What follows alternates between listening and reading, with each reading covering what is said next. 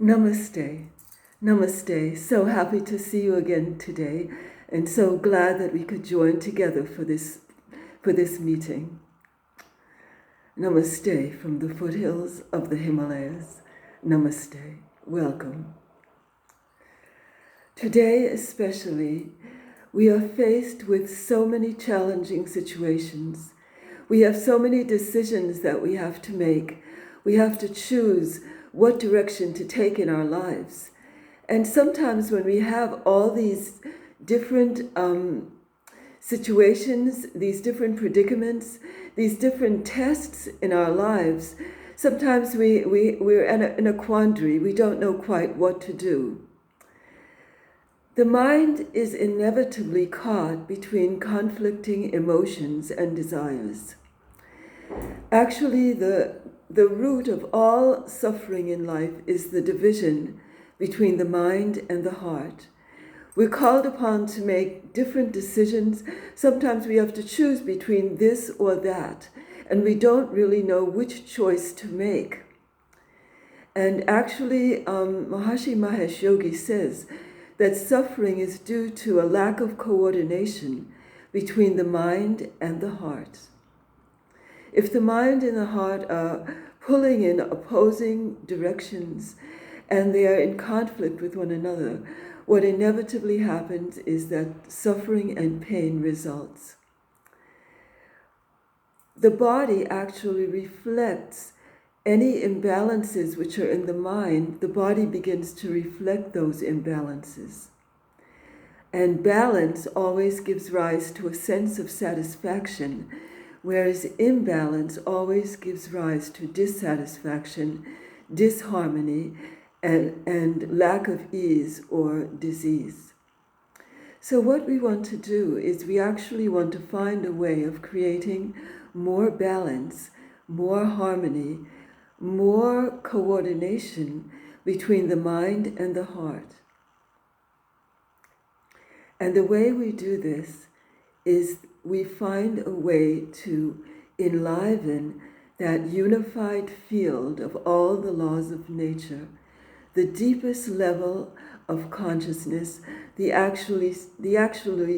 simplest state of human awareness is that unified wholeness of life, the state of pure consciousness. That is the simplest state of human awareness. It is a state of perfect balance and infinite silence. And this is what we need more than ever today, because the senses are so used to being directed outwards that we've forgotten how to take care of the very root of our lives. And the very root, just as the root of a plant, we water the root and the whole plant is flourishing as a result of that one operation of watering the root. In the same sense, the root of life is consciousness.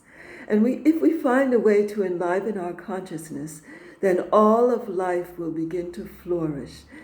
All of life will begin to reach higher and higher and higher levels of achievement and fulfillment spontaneously.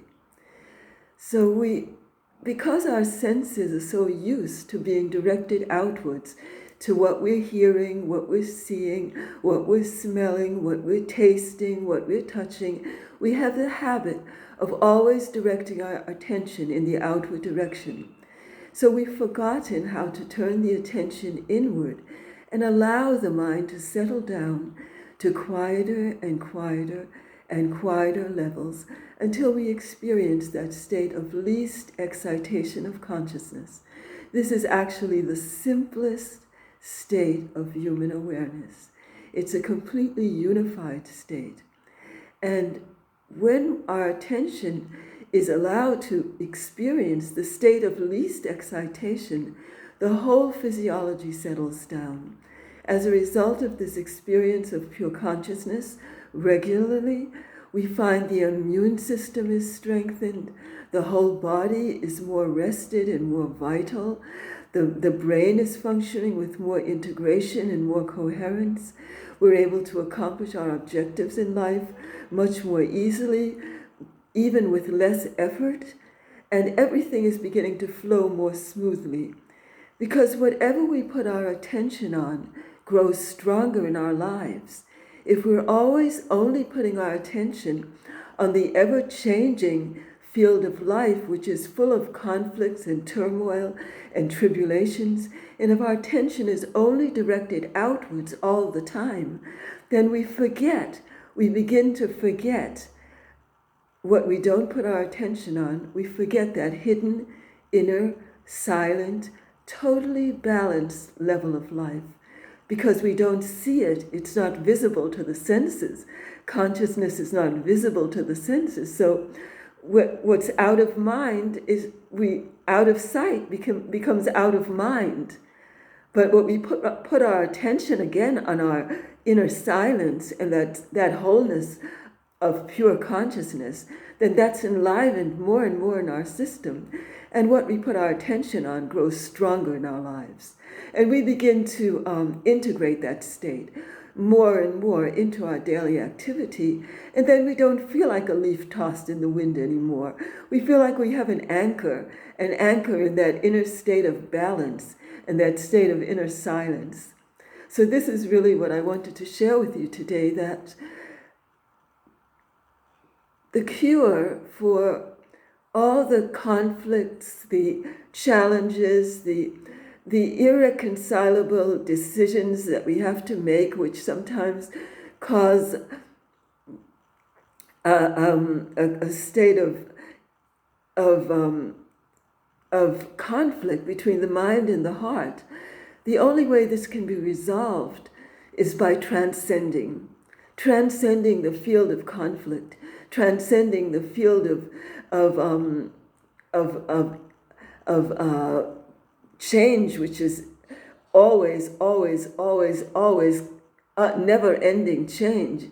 It's a state of ever-changing. And the only way to come out of that is to transcend and experience the never-changing, the ever-immortal, unchanging,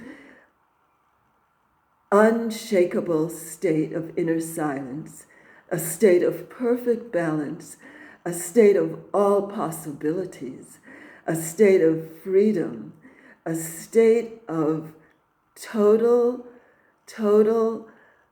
and infinite bliss consciousness. So this is the state we want to put our attention on more and more, and not get caught up in all the conflicts that are going on in the world. We sometimes don't know how to deal with these conflicts, and when we contact that field of pure consciousness, pure unbounded bliss, then the resolutions come, and we begin to know how to live in harmony with natural law. And we begin to know which choices are life-supporting and which choices will lead us forward in the direction that we want to go with our lives. So this is really a way of solving the problems. We transcend the state of conflict. We reach the state of infinite peace, infinite bliss, infinite silence, deep within our own awareness.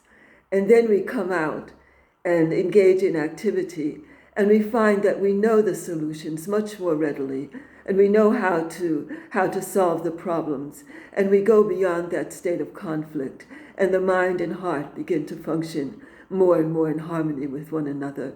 And this leads to much more fulfillment in life. So this is really what I wanted to share with you today, and thank you so much for coming. And I look forward to speaking to you again very soon. Namaskar from the foothills of the Himalayas.